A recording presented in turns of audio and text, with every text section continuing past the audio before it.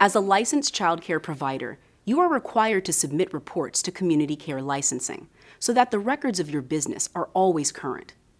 While center and home-based providers share most of the same reporting requirements, some requirements and forms are specific to each type of license. Here, we'll review what information you'll need to report, how you'll provide it, and why it's in your best interest to do so.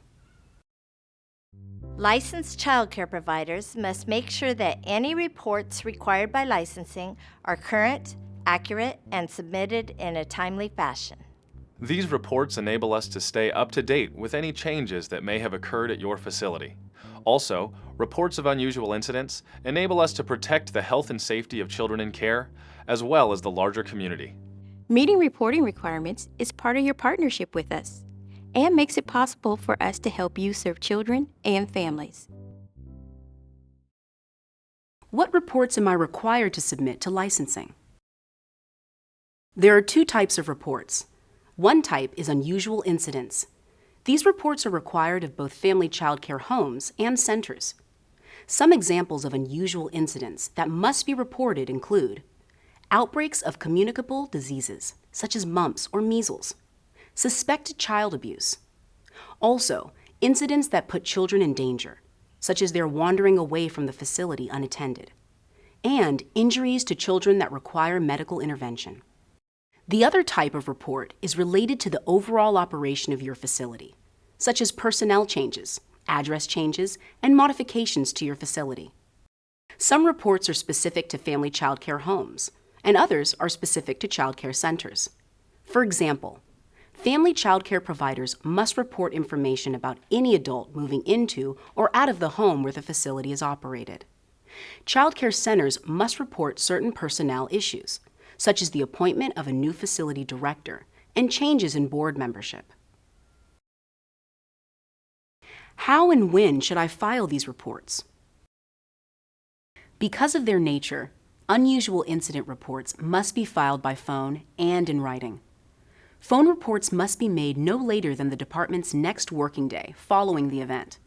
A completed written report describing the incident in detail must be received by licensing, either by mail or fax, within 7 days of the event.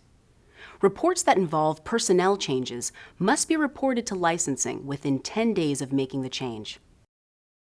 All reporting forms are available on the Community Care Licensing website. It's recommended that you download the forms that are applicable to your facility and print multiple copies to keep on file for ready access. Any adult working at your facility can file a report, but it is the licensee's responsibility to ensure the report was filed with the department. Am I required to file reports with agencies other than Community Care Licensing? Some events must be reported to more than one government agency. For example, events involving a public health risk, such as an outbreak of a communicable disease, must also be reported to the Department of Public Health. Events involving any sort of criminal violation must be reported to local law enforcement authorities. And events involving suspected child abuse must also be reported to a child protective agency. What happens when I file a report? All reports are maintained in the facility file. Reports may be followed up by a phone call or a site visit depending on the situation to ensure that the children in care are safe. Let's review some of the key points about required reporting. Unusual incidents, such as suspected child abuse and epidemic outbreaks, must be reported to licensing by phone, followed by a written report. You must also report any changes to your facility, including personnel changes, modifications to the facility, and address changes. By providing all required information about your facility, you're working with licensing to promote a safe and healthy environment for children in care while remaining in compliance.